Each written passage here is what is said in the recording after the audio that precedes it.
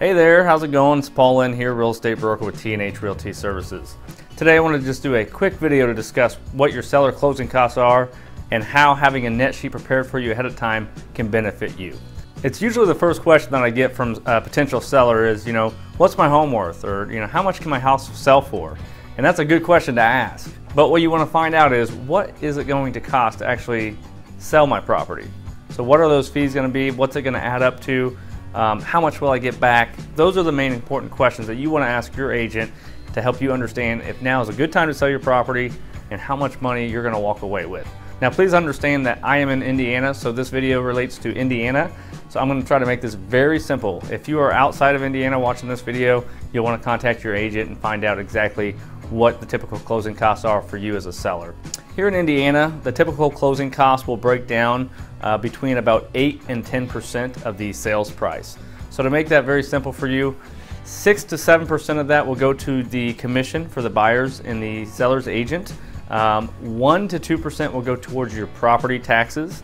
Why I say 1 to 2%, it really just depends on if you have a homestead exemption in place or not. If you do, then you'll be paying about 1% at the closing. Now here in Indiana, we do our taxes backwards, and that's a whole nother subject, but we pay our taxes in arrears, so we're paying last year's taxes this year. So at the closing, you're gonna go ahead and prepay those taxes from last year to the new buyer because they're gonna be the ones that get stuck with the bill, if that makes any sense.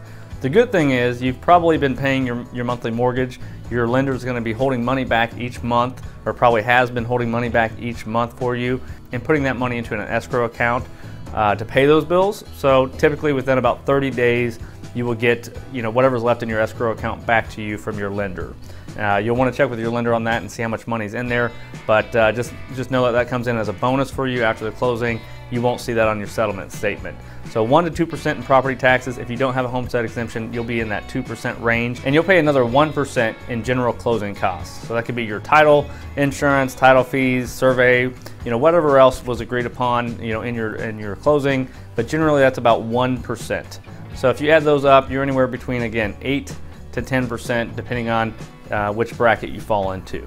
Now that you know the breakdown of what the closing costs will be, I want to talk to you about the importance of a net sheet. So what is a net sheet? Basically, a net sheet is a breakdown of all the charges that may come up in a closing. So it should help you get closer to that dollar amount of kind of what I just talked about in that 8 to 10%. So on that net sheet, if you share with your agent, how much money you owe on the property.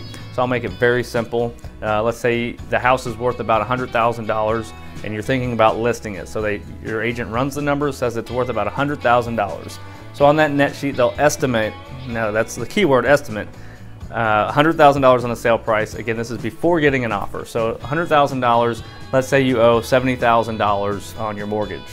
So on the net sheet, you would see how much you owe, and then your agent will then kind of break down some of those costs for you, your taxes, your commissions, and your general closing costs. Once you have all those fees calculated, you'll take the total sales price minus all those charges. That'll give you your estimated net value. That way you can at least see, before you even go on the market, is now a good time to sell my property? Is this number over here acceptable? The second reason why this will benefit you the most is once you start getting offers in, your agent can then take those figures from that offer or that purchase agreement and put them into that net sheet. That way you can clearly see where you stand with that offer, and if you need to bring that offer up a little bit to bring your numbers up, you can, and you'll know exactly how much money you need to raise your counter offer by. So it's going to help you out in those two ways. If any of this information is helpful to you, or if you have any other questions about what your closing costs are or what a net sheet is, I'd be more than happy to answer those questions. Feel free to contact me at the information below, and I'll get back to you as soon as I can. Thanks for watching this video.